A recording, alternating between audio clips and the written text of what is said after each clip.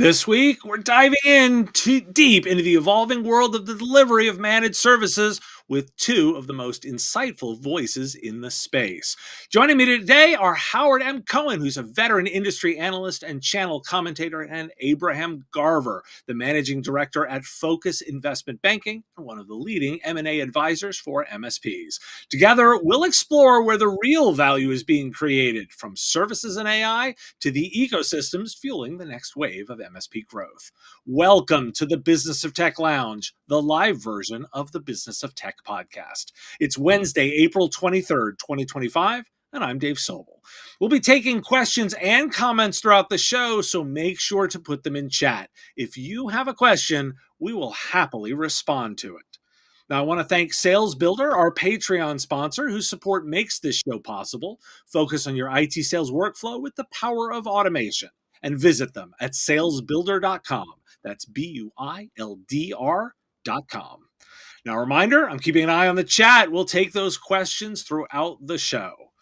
Now, Howard M. Cohen is a seasoned IT executive with over 35 years of experience. As a freelance writer and the senior resultant, he provides insightful commentary on the IT channel, contributing to platforms like Insight and Redmond Channel Partner. He is a frequent speaker at events including Microsoft Inspire and CompTIA ChannelCon, sharing his deep knowledge on topics like cloud computing and the growth of AI. Howard, welcome back to the live show. Hello, Dave. I just want to remind you it's now GTIA ChannelCon. That is true. You know what? These notes keep having to get caught up. And Abraham Garver is the managing director and MSP team leader at Focus Investment Banking, with over 150 M&A transactions involving MSPs, MSSPs, and IT services firms. He's played a pivotal role in shaping the managed services landscape. His expertise is frequently sought at industry events like IT Nation Connect and MSSP Alert Live, and he contributes to publications such as Forbes and Channel E2E. Abraham, welcome to the live show. Dave, it's great to be here. Now, guys, I'm super excited to mix it up with you guys because I've got two very differing perspectives that I think we can bring together to deliver some really interesting insights. And Howard, I'm going to start it off here because one of the things that you and I have talked about leading up to this is the industry's pivot to services. And we were teasing that our good friend Jay McBain at Canalys is even acknowledging the shift in his discussions. Now, I want to get a little bit of your sense on where you think the most profitable and strategically important services MSPs are offering and how that's impacting the delivery from your perspective. Yeah, there's really not just one. I think there are probably three categories that we have to look at. Of course, managed services. Everybody wants to call themselves an MSP, or they want to specialize and become a managed security services provider, MSSP. But that's one piece. Another piece is project services, where they are installing, implementing, integrating, and managing networks. It's interesting that a lot of the people who are doing projects don't want to do managed services. And a lot of the people, I think most of the people who are MSPs today, look at projects as something that has a beginning and an end, and then they have to start all over again. So you don't see that. More recently, and this happens all the time, I think everybody who's in our channel adheres to Microsoft's theory of the big bet. And the current big bet, of course, is artificial intelligence. And right now, at this point, I think everybody's just trying to figure out how they sell it, what they sell, how they provide it to customers. I think it's still a mystery to a lot of them. I think a few experts are emerging. I'd like to think that. But I think we're very early in that curve. Yep, I think that too. And that's the conversation I've been having with a number of different interviewees when I have them on the show, is talking about things like data governance and the preparation and getting things started. I actually spoke to an IMCP group last week, and the feedback I was getting is that there was still a bit of a gap, and that Microsoft was talking about Copilot, but they're not exactly sure how to deploy that because the data's not ready. But Abraham, I think you bring an interesting perspective, because when we talk AI, we're talking about kind of leading edge things, but you're involved in a lot in the transactions. And I was curious to know from your perspective, when you put your valuation lens on, we often talk about product versus services, But let's dive into the services themselves. Are there particular recurring services or specific lines within that, like cybersecurity or compliance, that are getting a more significant premium in the deals than other types of service offerings? Not at all. And I would say Okay. we're definitely, I would echo what Howard just said. We're very early on. When I look at an income statement and am seeing performance kind of year over year, and it's clear to me that there can be some incremental benefits that are flowing through from AI, and you'll kind of get a voiceover from our client. I was on a call yesterday. It was a 4 or 5 hour call, and management call with a buyer and getting into really excruciating detail about what's going on with the business. And the voiceover had three different on a slide, three different pieces of AI that were contributing to making the business more efficient. But the big picture is the EBITDA, kind of the cash flow, the profits of the business are still the profits of the business. The revenue is still the revenue of the business. Trends in revenue, trends in EBITDA. There might be some incremental benefit, but there's so much other noise of, just over the past year, inflation noise. If you look at labor inflation and everything else, to be able to carve out, hey, here's what's happening from AI. Good luck. Now, by the way, I'll throw in there. I'm going to keep this conversation going, and if you've got a question, throw it in chat. Abraham, I'm gonna follow up a little bit there because I think you said something that maybe is the unlock that I need to focus on. Is the commoditization of certain types of services that we might see over time. So, for example, if I wave my magic wand, some portions of help desk may get commoditized by the use of chatbots and AI. Is the way that's going to get expressed in value simply just their EBITDA, their profitability around that? Or do you project this might change, that buyers may start looking and saying these kinds of services are more valuable than these other ones? As we think about it, there's no question that this is going to benefit the larger MSPs. So, our private equity backed, our PE backed MSP platforms that have been growing for the past 3, 4, 5 years. As you think about spending a percentage of your revenue, um, those bigger MSPs can really, from an aggregate dollar amount, really be relatively large. How much they can set aside to invest in AI and really, um, just automating tasks in a way that the smaller MSP, a small percent, the same percentage of their revenue is minuscule, and there's not an ability to really affect the automate and kind of get into the same. So I see over time it being really difficult to be a smaller MSP relative to the benefits. And I think we may talk about some of the larger platforms in this conversation, like a new charter being able to benefit from AI in ways that somebody that's, the local MSP may be at a competitive disadvantage.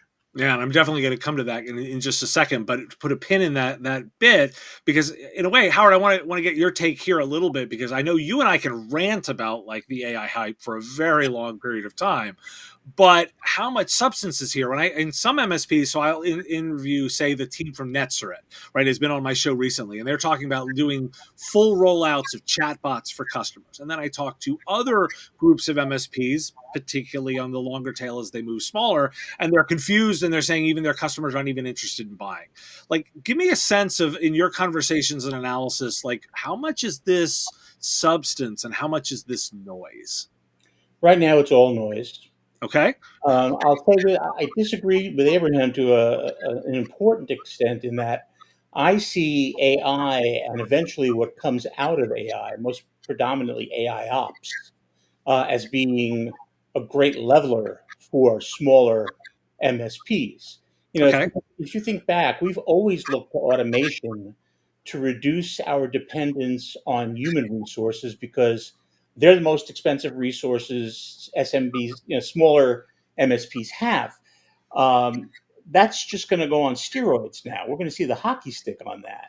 where you can automate so much. You talked about virtual uh, tech support tele Hmm. agents. That's Right. become very, very popular, and they're very conversational. There have been some failures that were kind of spectacular, but not well reported. But I think that right now, MSPs have no clue as to what they really want to do with AI, and customers see most of what they're being told as toys. We'll have it write emails for you. We'll have it make pretty pictures for you, nice music. I mean, that's not what businesses invest in technology for. On the other hand, you have some partners um, who are more on the systems integrator side of the business than the MSP part. They're focused more on how do we integrate AI technologies into applications, because AI is not going to be the foundation of any application. It's going to be an enabler of new functionality. I tell people all the time that you know today's technology can give you black or white, whereas AI can now add shades of gray. You can have an answer that's somewhere in the middle, that is opinionated. That with now, especially with the development of reasoning in AI, we're seeing much more of a subjective approach to decision making than technology's ever been able to provide before. So if we look at those developers who are integrating AI into their application development where it makes sense, where it really adds value, yeah, I think they're going to be the leaders going ahead. And I think the MSPs are probably going to make a whole lot more out of AI ops, augmenting what they can do in managing their customers' networks using AI. And yeah, I think there will be a there will be a magic balance between human resources and AI resources. But if we shift the skill sets, as a lot of people say we will, then that may not be so painful. Of course, if we don't, right now, we may just solve the skills gap. Well, I think this is worthy of a follow up, Howard, because at the same time, the thing that I've been thinking about a lot is we're almost comparing AI agents to perfection, right? And we're sort of saying like, hey, any failure on an AI chatbot is, a spectacular failure and a colossal. But having employed engineers who I enjoyed working with and are highly respected, they make mistakes too, right? And sometimes those can be highly spectacular human errors. I feel like, I agree with you on the automation, like for say the next 12 months, right? I think like that's probably where some of the biggest value would be for an MSP operationally. But I don't think it's a particularly large stretch to say that we can deliver as an MSP, you can deliver significantly better customer service in some cases by actually giving customers access to a bot that is trained, that is instantly available and can do tier one level diagnostics. Like, am I overthinking how fast this would happen? Is this somewhere where you think directionally we're heading? Give me a little bit of your sense of how much that tier one Howard Sure. might get impacted. I think that the challenge is in all of the focus that OpenAI and Google and Anthropic and all of the other AI developers are putting in, is to make the AI seem much more human-like, to make it much more conversational. That's where they're running into problems, because yes, I've had engineers who make me wish I didn't get up this morning. Um, Right. and I've threatened more lives than I care to think about. But when an AI right now makes a mistake, it can be tremendous, beyond what I think most people are capable of, because they still do hallucinate. Many of them, if they cannot come up with an answer, they are driven to come up with an answer. So they'll make one up. That's happening widely. And some of those things they make up are very dangerous. So you see a lot of work going into muting that and bringing that down. But I think that the majority of it is that people aren't exposing customers just to chatbots. They're exposing them to AI personalities, and they're working hard to make them more lively, more engaging personalities. And that's where I think they're tripping over themselves. I think it's too early. I think we need to learn a lot more about how AI, how machines learn. Because if you listen to anybody, there was a great segment on 60 Minutes recently where one of the foremost, a Nobel Prize winning AI developer said that, we're still learning how these things learn. Well, if he's learning how these things learn, then everybody's learning how these things learn. So it's early, and we're going to make mistakes. I don't think it's going to slow anything down, but I do think that your typical MSP. I mean, I've spoken to editors at major publications who are completely clueless about AI. They're still talking about having it write your briefs for you and having it write your emails for you, and that's just, I mean, to say that that's the tip of the iceberg is understatement. That's nothing compared to what we can really accomplish, especially now when you see things emerging like MCP and A to A. We're now finding technologies that are getting these agents to talk to each other, work together. Satya Nadella is right. This is going to change the way we relate to applications. It's not going to be a classic monolithic application anymore. It's going to be an agent that does this for me, who can call that agent and have them do that for me. And they do it very autonomously. I just tell them what needs to be accomplished. They go out and do it. So there's a lot of development still. People keep talking about how fast this is happening. And they're right. It's happening too fast. We do need to throttle back, do more study, do more homework, learn more on our side before we push things out into the market the way we are. Well, I think I don't disagree. I will say that this is my father's old advice of measure twice, cut once really resonates for me, and I will sort of help there. I don't necessarily think we all have to rush. I think we need to move at the pace that you can make good decisions on. But Abram, I want to actually ask you, because you mentioned New Charter earlier, and it's the piece that kind of fits into this conversation here, because I found it really notable when New Charter made a whole acquisition around bringing on AI expertise.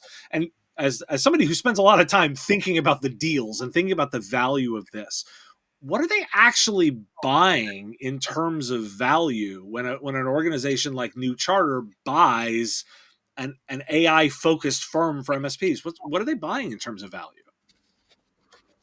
I think that they're a pure strategic buyer in that they can take something that a business that's just a standalone MSP in one geography versus New Charter that has exceptional MSPs in, call it, 25 different, a footprint in 25 different geographies.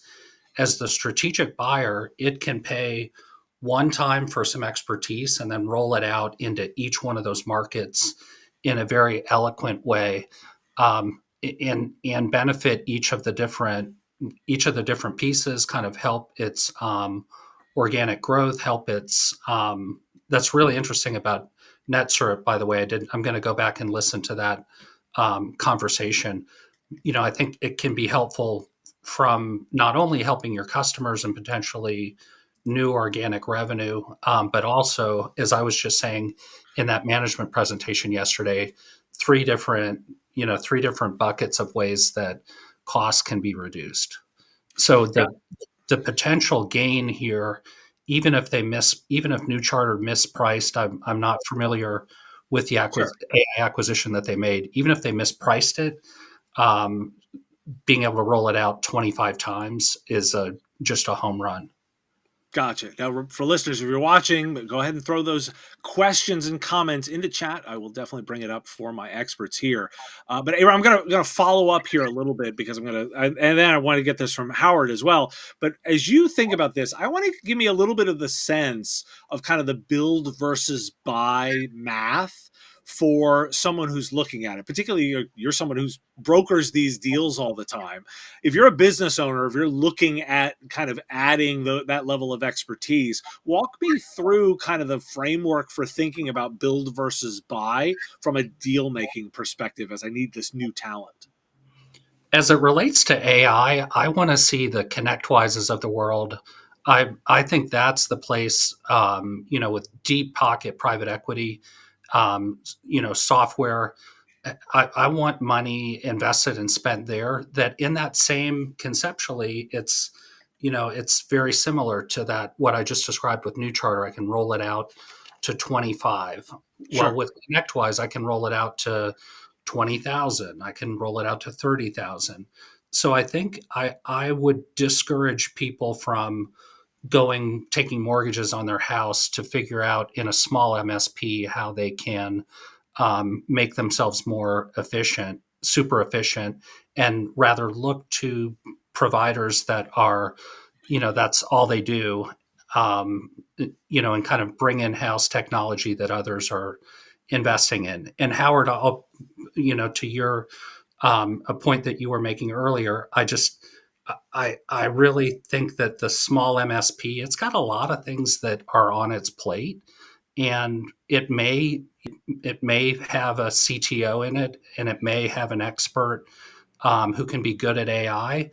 But I'm going to tell you what, there's a list of 150 other things that it's got to be an expert at to keep that MSP floating, not, Well, things like the rent, the re-signing the leases, I hear you, but you the know phone what? bill, and everything else. One of the things we've been saying to MSPs forever is don't try to be the jack of all trades.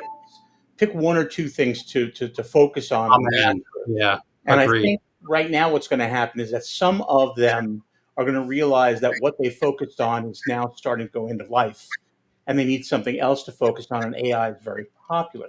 I'll also point out to you. You mentioned ConnectWise. ConnectWise today, you can get a virtual tech support agent from ConnectWise. They have partnered with Crushbank, who was one of the first providers of virtual tech support, a team of guys who spent 40 years as MSPs, who then turned around and developed their own virtual tech support agent, and they're offering it through ConnectWise. So I think when you come down to build versus buy, ConnectWise right now is in the buy camp. That doesn't mean that they may decide later on to build their own, but I think even that will take a buy of some other company that's in the business and already has the expertise. Sure, sure. You know, Now, it's interesting you bring up that level of expertise because I want to throw in another kind of twist on this for two different things I knew I wanted to ask the two of you about.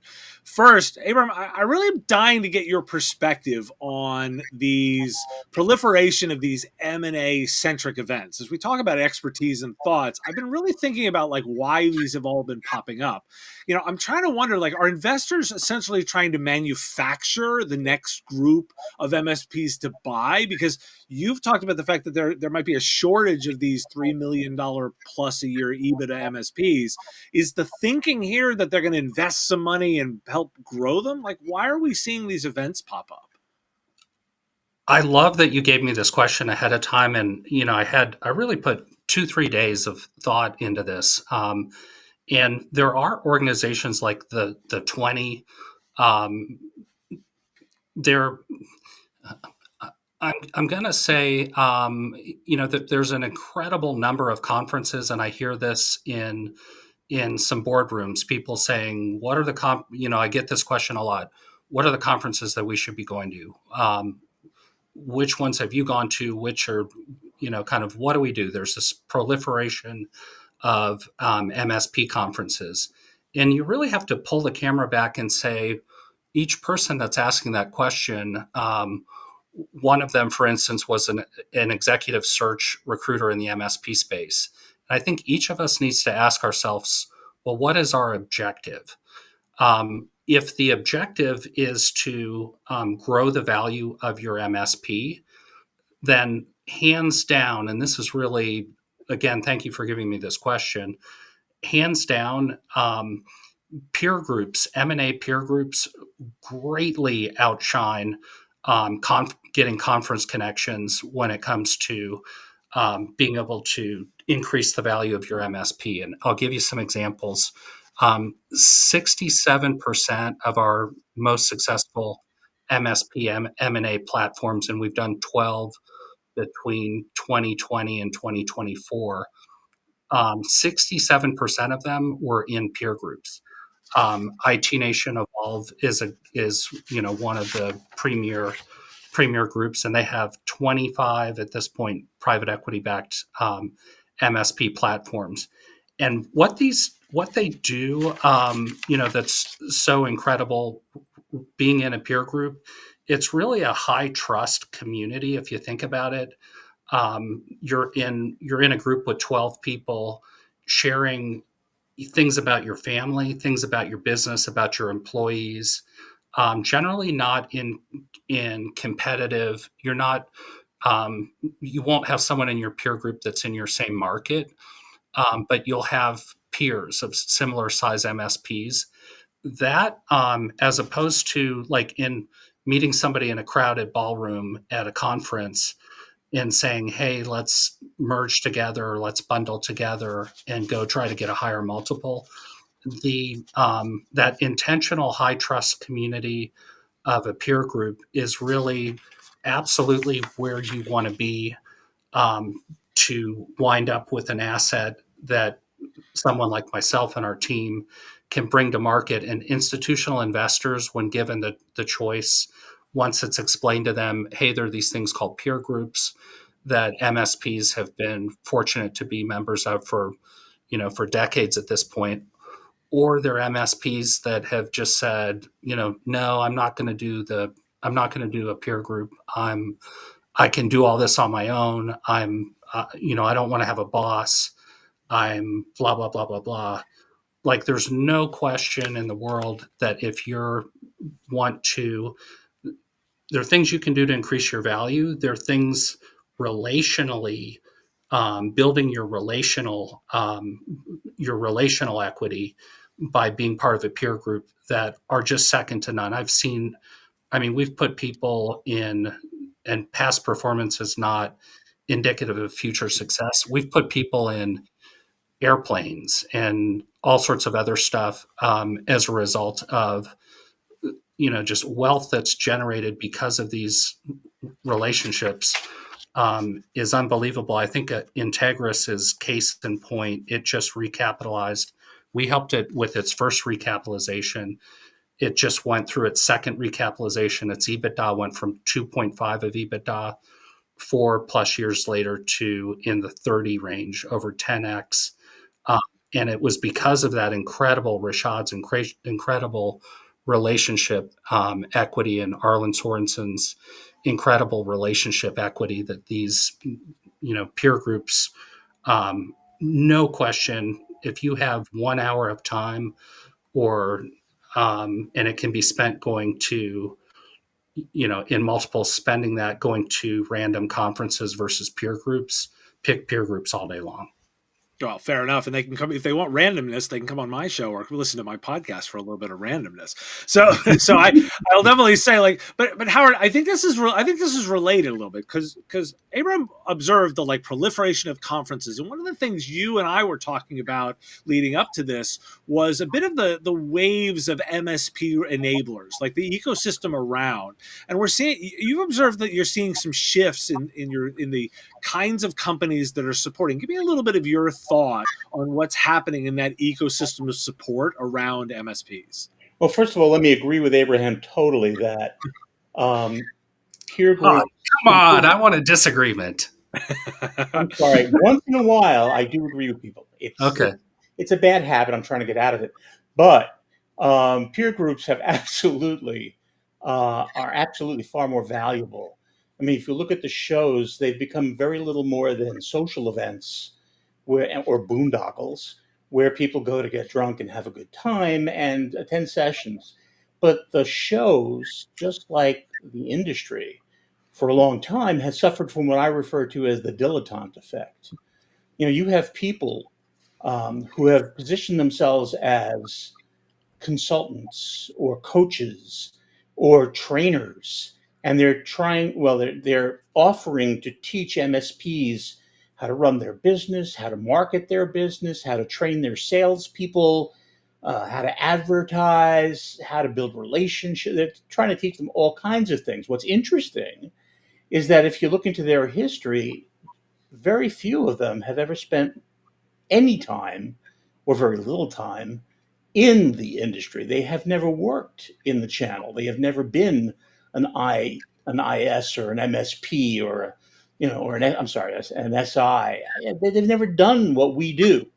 On the other hand, what you're seeing today are people who've been doing it for years, now basically selling off their MSP and spending more time focused on helping others build theirs.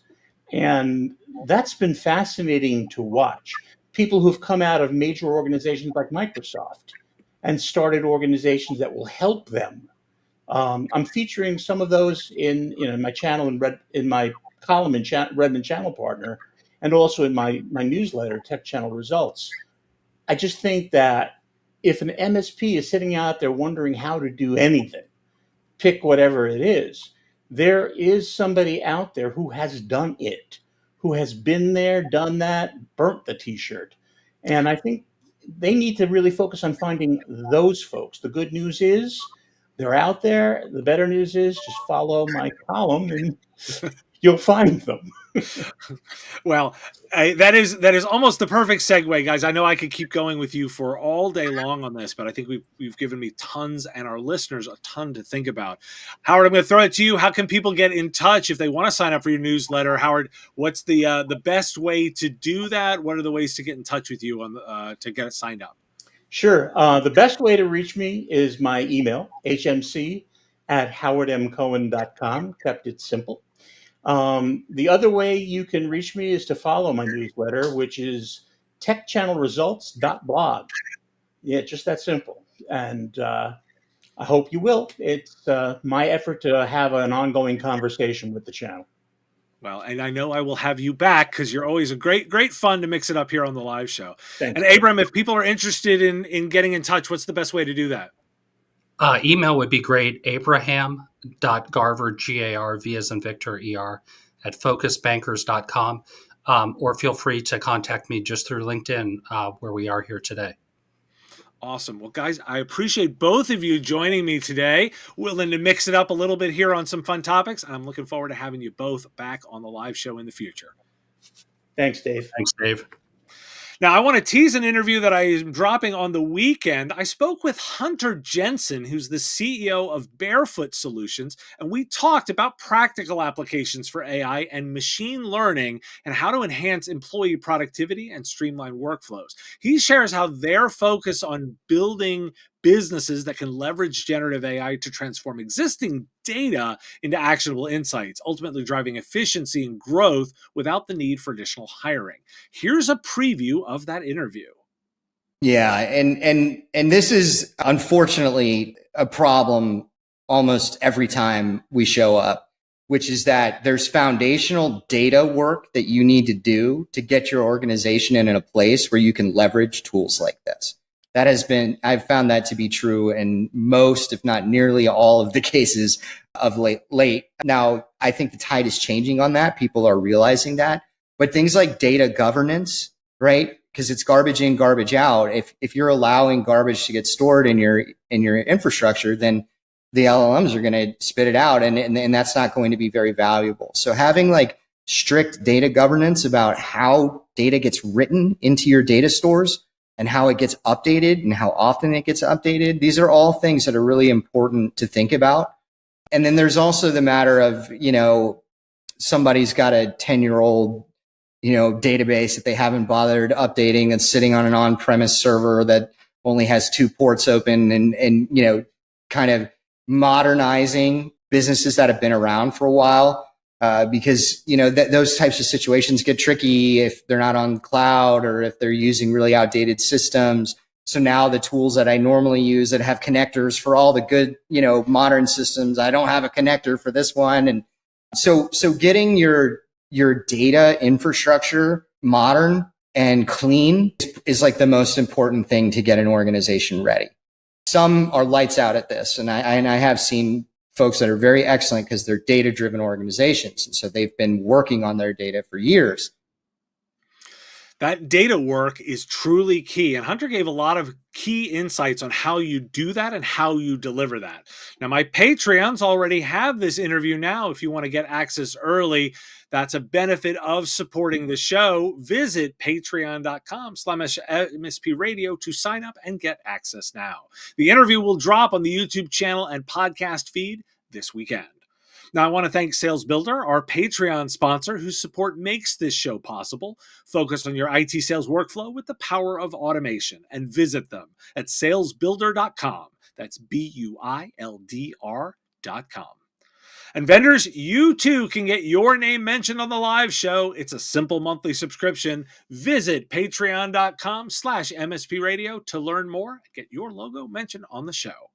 And listeners, here's how you can support the show. The number one thing you can do is like, share, and follow on your favorite platforms. Makes a huge difference. We're measured on views in terms of the way that the algorithms feed us up, and that is by far the number one thing you can do to help us out. If you want to get access to those videos early, you can support directly on Patreon with our Give What You Want model. You set what you think the content is worth, and you get access to those interviews early. If you're listening to the recording and have a question, send it in at question@mspradio.com. Thanks for joining me today for the Business of Tech Lounge, and I will see you next time.